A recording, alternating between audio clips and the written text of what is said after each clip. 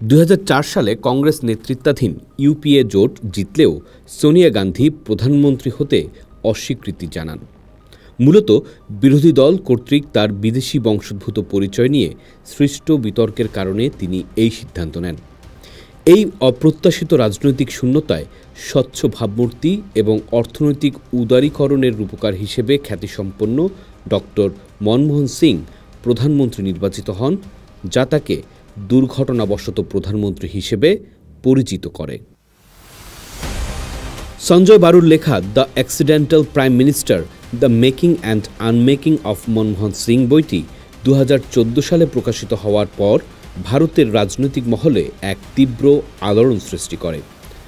Sanjay Bahru 2004 সাল থেকে 2008 সাল পর্যন্ত প্রধানমন্ত্রী মনমোহন সিংয়ের মিডিয়া উপদেষ্টা হিসেবে কর্মরত ছিলেন।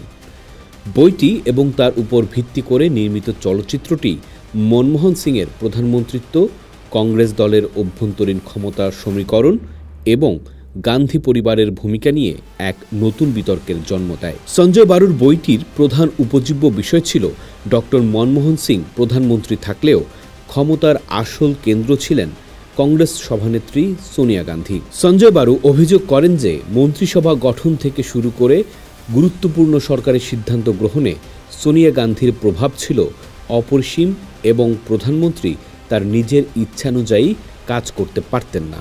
বইটিতে দাবি করা হয় যে 2009 সালের লোকসভা নির্বাচনে জয়ের পর মনমোহন সিং নিজেকে কর্তৃত্বের জায়গায় প্রতিষ্ঠিত করতে চেয়েছিলেন, কিন্তু তাকে দলের ইচ্ছার কাছে নতি স্বীকার করতে হয়। সঞ্জয় বারুর মতে প্রধানমন্ত্রীকে প্রায়শই দলের সভাপতির ইচ্ছাকে প্রাধান্য দিতে হতো, যা দুই ক্ষমতা কেন্দ্রের তত্ত্বকে প্রতিষ্ঠা করে। বইটি প্রকাশিত হওয়ার সঙ্গে সঙ্গেই প্রধানমন্ত্রী দপ্তর একে কল্পকাহিনী এবং প্রাক্তন উপদেষ্টার রঙিন দৃষ্টিভঙ্গির প্রকাশ বলে আখ্যায়িত করে। পিএমওর পক্ষ থেকে বলা হয় যে এটি উচ্চ পদের সুযোগ নিয়ে বাণিজ্যিক লাভের একটি প্রচেষ্টা। অন্যদিকে ভারতের প্রাক্তন জাতীয় নিরাপত্তা উপদেষ্টা এম.কে. নারায়ণ বইটির 80% দাবিকে মিথ্যা বলে অভিহিত করেন। তিনি বলেন যে বারু অর্থ উপার্জনের জন্যই বইটি লিখেছেন। কংগ্রেস দলও এই বই এবং এর উপর ভিত্তি করে নির্মিত চলচ্চিত্রকে ভারতীয় জনতা পার্টির একটি রাজনৈতিক প্রচারণার অংশ হিসেবে দেখেছে।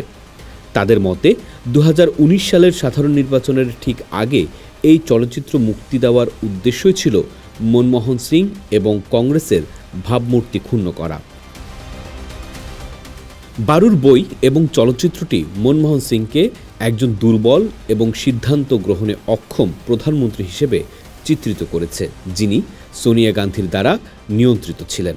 তবে অনেক রাজনৈতিক বিশ্লেষক এবং তার সহকর্মীরা এই ধারণার সঙ্গে একমত নন। তাদের মতে মনমোহন সিংয়ের নম্র এবং শান্ত স্বভাবকে তার দুর্বলতা হিসেবে ভুল ব্যাখ্যা করা হয়েছে। বাস্তবে তিনি একজন বিচক্ষণ রাজনীতিবিদ ছিলেন, যিনি জোটের রাজনীতি এবং দলের অভ্যন্তরীণ চাপের মধ্যেও দেশকে নেতৃত্ব দিয়েছিলেন। বিশেষ করে ভারত মার্কিন পরমাণু চুক্তির মতো একটি গুরুত্বপূর্ণ এবং বিতর্কিত বিষয়ে তিনি নিজের অবস্থানে দৃঢ় ছিলেন এবং প্রয়োজনে সরকার ভেঙে দেওয়ার ঝুঁকি নিতেও প্রস্তুত ছিলেন। এটি তার দৃঢ় নেতৃত্বের পরিচায়ক হিসেবে দেখা হয়। মনমোহন সিং নিজেও একাধিকবার বলেছেন যে ইতিহাস তার প্রতি সদয় হবে। তিনি নিজেকে অ্যাক্সিডেন্টাল প্রাইম মিনিস্টার বা আকস্মিক প্রধানমন্ত্রী হিসেবে মেনে নিলেও তার কার্যকালকে লজ্জাজনক বলে মনে করতেন না।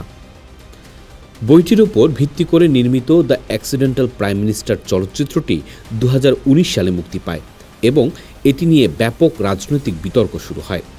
চলচ্চিত্রটি ট্রেইলার প্রকাশের পরেই কংগ্রেস একে বিজেপির ষড়যন্ত্র বলে অভিযোগ করে, যদিও নির্মাতারা একে রাজনৈতিক প্রচারণা বলতে নারাজ।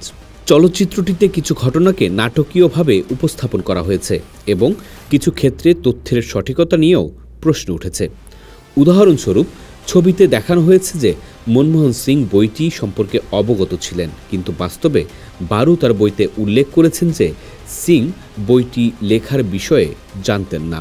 সঞ্জয় বারুর the accidental prime minister Manmohan সিংয়ের প্রধানমন্ত্রিত্ব এবং ইউপিএ সরকারের অভ্যন্তরীণ কার্যক্রম সম্পর্কে অনেক অজানা তথ্য সামনে এনেছে, যা নিয়ে পক্ষে বিপক্ষে নানা মত রয়েছে। বইটি একদিকে যেমন একজন অভ্যন্তরীণ ব্যক্তির দৃষ্টিকোণ থেকে সমসাময়িক ইতিহাস তুলে ধরেছে, তেমনি এর উদ্দেশ্য এবং তথ্যের নিরপেক্ষতা নিয়েও গুরুতর প্রশ্ন উঠেছে। দ্য অ্যাক্সিডেন্টাল প্রাইম মিনিস্টার বিতর্ক ভারতের রাজনৈতিক ইতিহাসে একটি গুরুত্বপূর্ণ অধ্যায় হিসেবে থেকে যাবে, যা দেখায় কিভাবে ব্যক্তিগত আখ্যান, রাজনীতি এবং গণমাধ্যম একে অপরের উপর প্রভাব ফেলে। পোস্ট দেখুন, ভাবুন, করুন, থাকুন পোস্টের সাথেই।